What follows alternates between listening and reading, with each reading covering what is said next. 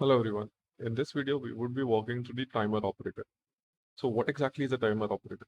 So if one has used a set timeout in JavaScript, it would be easier for them to understand.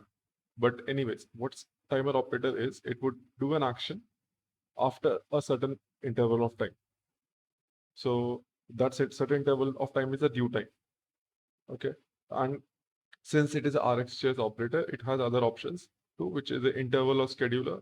And the last one is scheduler like, which is by default async scheduler. And it's the one which we have seen in the previous video. So if you haven't watched the previous video, I would recommend please do that.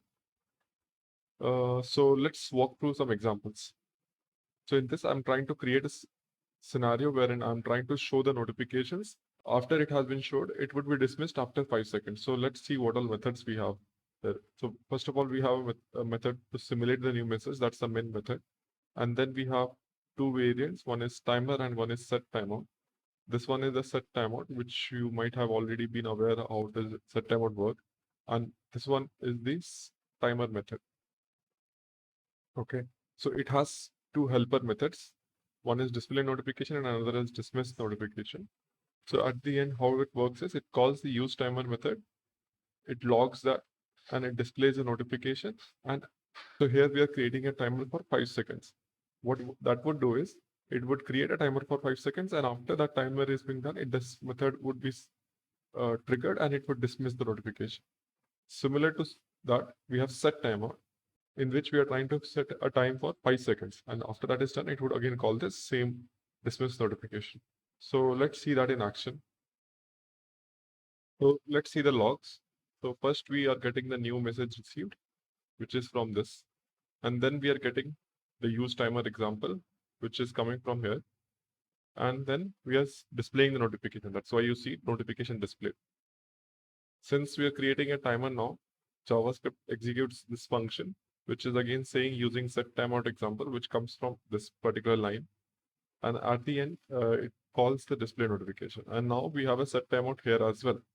So what it would do is it would have two set timeouts, one from the RxJS and another one from the JavaScript. So what you would see is you would see the notification dismissed dialog from both the timer using timer and using set timer. So now you must be wondering what's the difference between timer and set time. So as I said, there is a second parameter which is interval or scheduler. So what that would do is, let's say if I put a second in over here. So what you would see the difference is once it is dismissed, it would again create an interval of it. So it is dismissed and it would again create an interval. So you are seeing using timer notification dismiss. So this method or this subscription is getting triggered after a second because we have put an interval here. So that's the major difference I see when we use the time. I hope that makes sense. Let's see another example. So in this example, we're trying to create using the date. So you would have seen the first parameter is a number or a date. So in this example, we would be using the date as a parameter to the timer. So first of all, we are trying to create a date object. This is the future date. And in this, we are trying to set a seconds from 10 seconds. So this would be 10 seconds from now. So what you would see is you would be able to create the timer from the future date.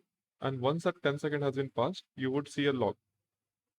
So once that 10 seconds has been passed, you would see a log and you would see that future date reached.